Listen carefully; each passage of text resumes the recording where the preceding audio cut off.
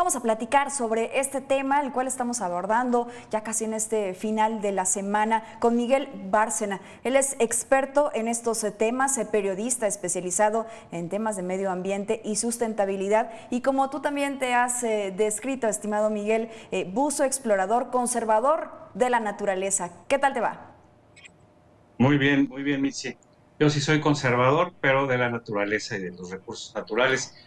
Pues sí, estamos Así viviendo es, así es. una situación muy complicada, como ustedes ya exponían en sus notas previas, porque pues, estamos viviendo una sequía que va de moderada a extrema, sobre todo del centro hacia el norte del país. Hay que recordar que la República Mexicana, más del 53% es árida y semiárida.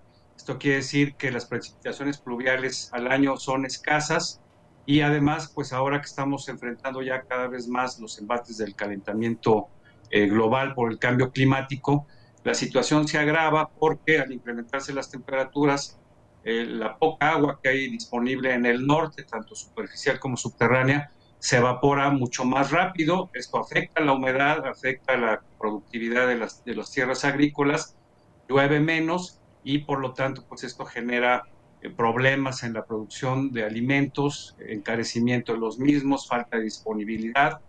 Y todo esto se está reflejando también en los niveles que tienen las presas en nuestro país. Eh, Más de la mitad están al 30 y tantos por ciento, solo tres están al 100%.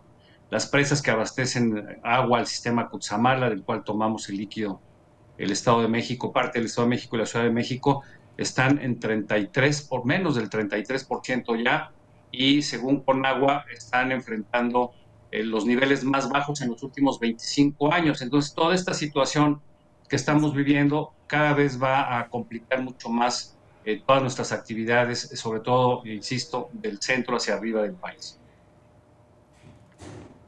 Sobre todo por este conjunto de factores los cuales estamos viviendo, altas temperaturas, falta de lluvia, los descuidos humanos ante los incendios forestales que hemos visto en este 2021, pero que venimos acarreando de los últimos años, Miguel, y que cada vez nos quedamos sin menos agua. Esto es muy, muy grave, pero ¿qué es lo que podemos hacer nosotros? Veíamos hace unos momentos el reporte de los tandeos que está aplicando Guadalajara, Ciudad de México, México, entre otras ciudades más. ¿Esta es la solución o se puede hacer todavía más?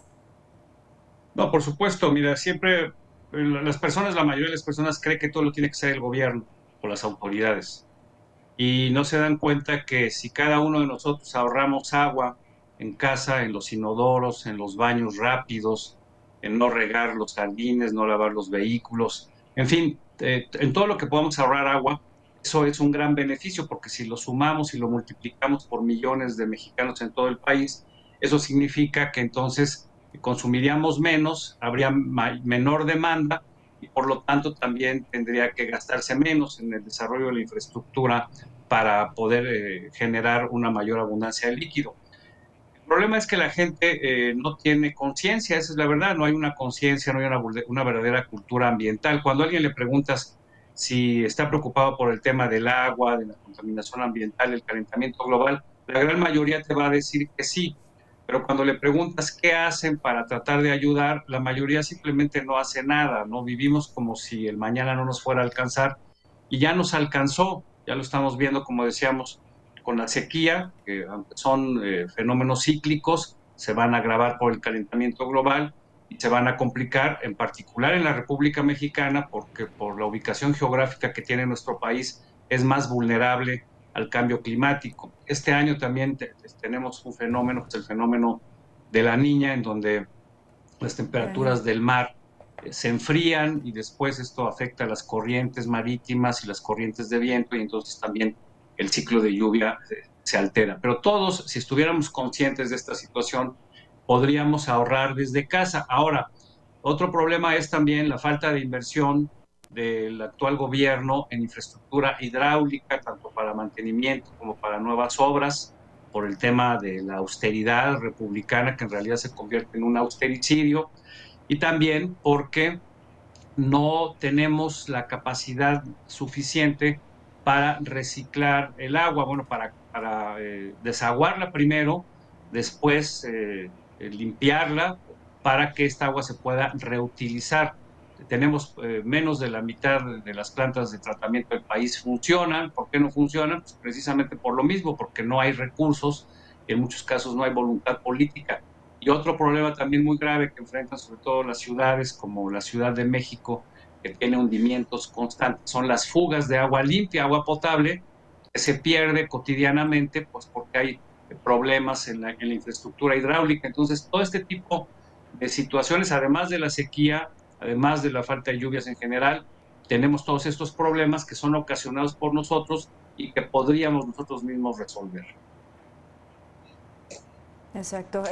Justo en esto que estás mencionando y que lo decías también al principio, tenemos que irnos acostumbrando a racionalizar el agua, a ocuparla de manera más eficiente. Hay gobiernos que incluso han propuesto llevar a cabo este programa de tandeos a lo largo del año y no solamente durante la temporada de estiaje o que disminuye la cantidad de lluvias que se registran. Pero sin embargo también me hace reflexionar cuando la población no tiene acceso a agua potable, también pudiera no tener acceso a otros servicios que deberían de ser básicos para ellos y para poder vivir, digamos, de manera digna. ¿Es así? Por supuesto.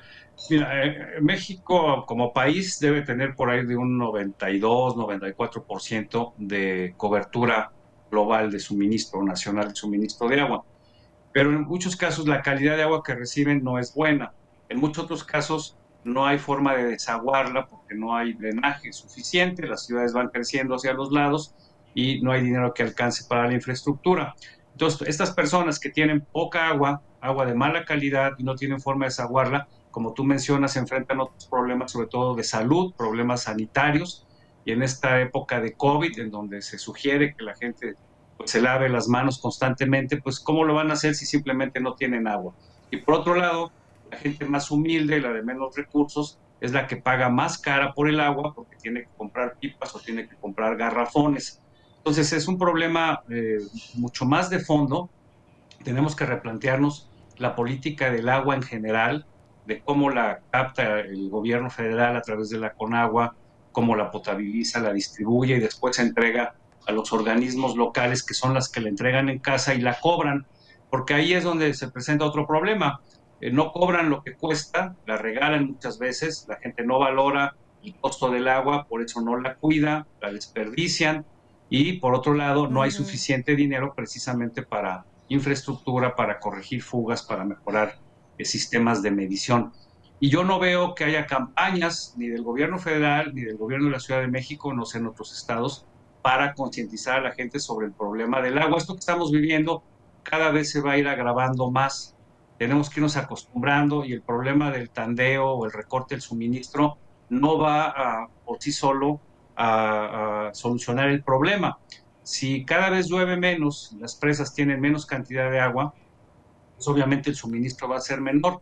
Pero además no olvidemos que la mayoría de las presas del país, sobre todo las que están en el centro norte, sirven para generar energía eléctrica, son hidroeléctricas. Si no hay suficiente agua, pues no hay la suficiente capacidad para generar energía y esto también va a generar otro tipo de problemas de suministro en el país. Así es que si vemos, todo está relacionado, todo está concatenado.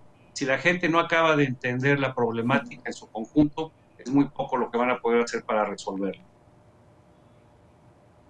Esto es muy cierto porque pareciera que es un efecto dominó con un efecto de consecuencias una tras otra. Y lo que decías, no le vemos la importancia y pareciera que no nos ha caído el 20. Esto también es muy, muy cierto cuando le preguntas a las personas sobre esta situación, pues simplemente sí les preocupa, pero no hacemos nada al respecto hasta que se convierte, por ejemplo, en un problema diplomático, como lo vimos con el Tratado de Aguas con Estados Unidos. Así es, mira, la gente no revisa su infraestructura hidráulica, muchas veces tienen fugas en los inodoros, en las llaves y los dejan ahí siglos, no les preocupa, ¿no? Entonces, todas esas gotas de poco a poquito que se van desperdiciando, sumadas, multiplicadas por millones, son millones y millones de litros desperdiciados de agua limpia. Con respecto a los tratados con Estados Unidos, son tratados que vienen desde la primera mitad del siglo XX y en ese entonces, pues la población que vivía tanto en México como en Estados Unidos era mucho menor, las demandas de agua para fines agrícolas eran menores Por lo tanto, esos tratados tienen que revisarse porque las condiciones han cambiado considerablemente. Se ha afectado el ciclo de la lluvia, hay menos precipitaciones, hay menos disponibilidad de agua, hay mayor demanda tanto para consumo humano como para el campo. Y además, pues hay que señalar que también el campo mexicano es muy ineficiente. La agricultura consume cerca del 80% del agua disponible, agua que se utiliza para riego, en muchos casos se desperdicia, se evapora, y además como utilizan agroquímicos, pesticidas, herbicidas como el glifosato, etcétera, pues van contaminando el agua que después se va inyectando prácticamente en los acuíferos y entonces empieza a afectar la calidad del agua. Se tienen que revisar los tratados, se tiene que revisar la política del agua, pero sobre todo se tiene que hacer de manera permanente una gran campaña nacional para informar y concientizar a la gente sobre la gravedad de la situación que estamos enfrentando y que será peor en los próximos años. Fíjate, Miguel, que nuestros compañeros de San Luis Río Colorado nos compartían esta semana allá en el norte del país, que ellos sí, efectivamente, no ha llovido en muchos meses, se están enfrentando a temperaturas muy, muy altas, sin embargo, no han tenido problema de abastecimiento del agua y esto es por los tratados y por algunos convenios que se han tenido. En este aspecto, sí se puede prevenir esta situación, sí se puede organizar y administrar de manera adecuada para que la gente no sufra al respecto. Claro, y el norte es un ejemplo, Nuevo León, sobre todo Monterrey, ciudades con estrés hídrico, desde hace décadas han desarrollado una verdadera cultura del agua, donde enseñan a la gente a consumir únicamente lo necesario, tomar baños cortos, no desperdiciarla, reparar las fugas, etcétera, pues porque saben que si no la van a pasar mal.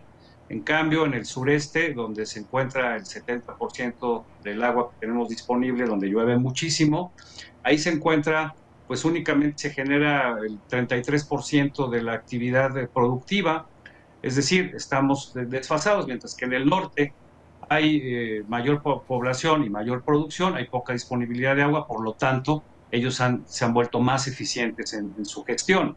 Y en el sur, donde hay abundancia y muchas veces esta se desborda y causa una serie de inundaciones por las lluvias, por los huracanes, pues el agua no se valora. Insisto, todo tiene que ver con la conciencia ambiental, tiene que ver con la necesidad de construir una cultura del agua, del aprovechamiento eficiente, como sí lo han hecho algunos gobiernos del norte del país.